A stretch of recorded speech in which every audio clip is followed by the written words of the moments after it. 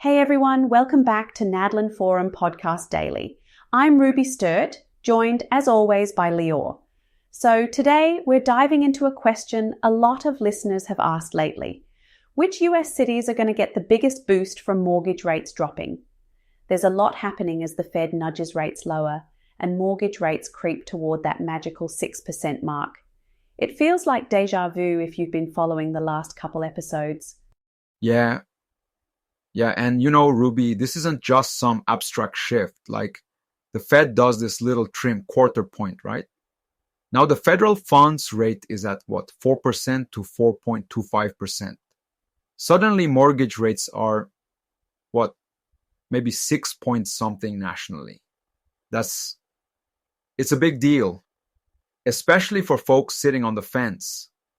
The data from realtor.com is wild. 81% of all mortgages in the US are now under 6%. That's a stunning change even compared to the stuff we talked about back in our August home sales episode. You remember how rates were a massive factor then too. Right. And it's personal.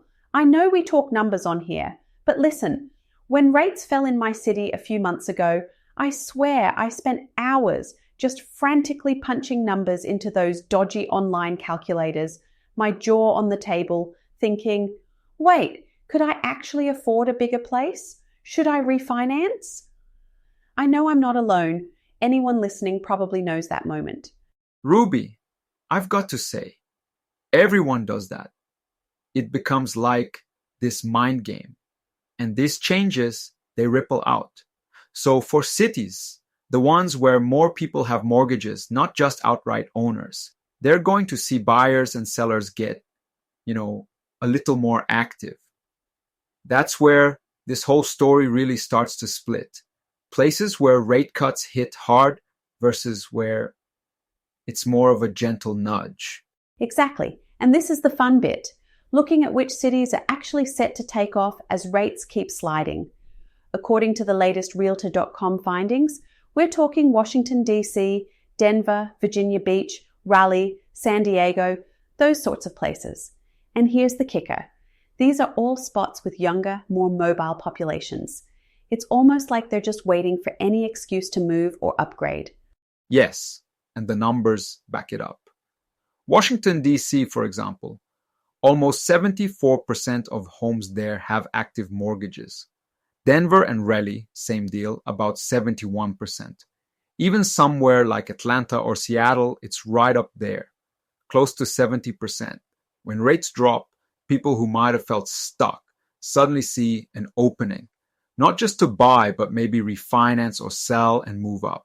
It doesn't take much, and the momentum just starts rolling. Can I just say, it totally makes sense if you think about demographics. The younger mobile crowd, they're the ones jumping between jobs, cities, or just wanting a space with less beige carpet, honestly. And yeah, they're more likely to need a mortgage, so a rate shift is like a green light. And I want to throw in a quick comparison. Being from Israel, the dynamic is, pretty different in Tel Aviv. There, you have a lot of demand, but people's approach to mortgages is not quite the same. Many buy with family help or lots of equity. So a rate change doesn't move the needle as much as it does here in the States.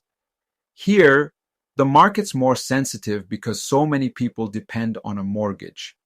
That culture of moving around, changing homes is much more central to the American market than somewhere where, in Tel Aviv, people hang on to their apartments for forever.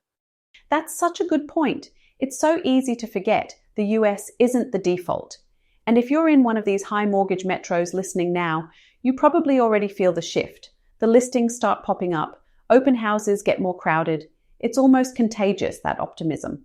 But we also have these other cities where the response is not as quick. Let's talk about the other side. Miami, Buffalo, Pittsburgh, Detroit, Tampa. These are cities with a way higher percentage of outright homeowners. Miami, for example, has almost 45% of people who own their homes outright. No mortgage at all. Buffalo, Pittsburgh. same story.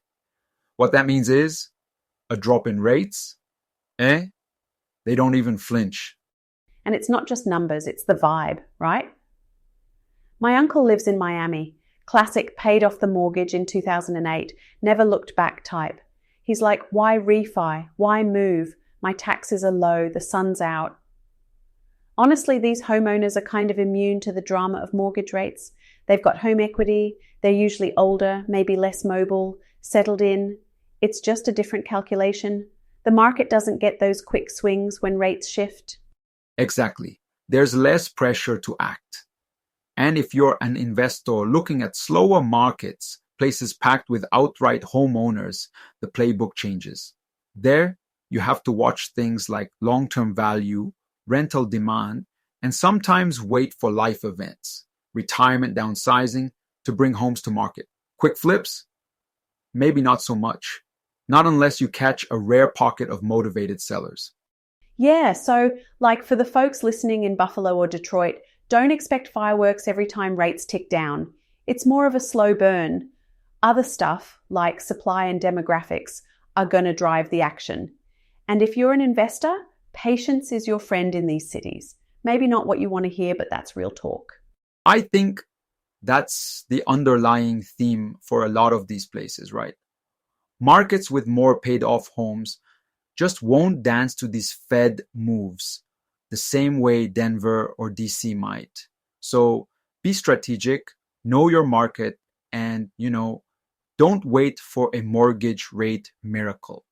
All right, that's about it for today's episode.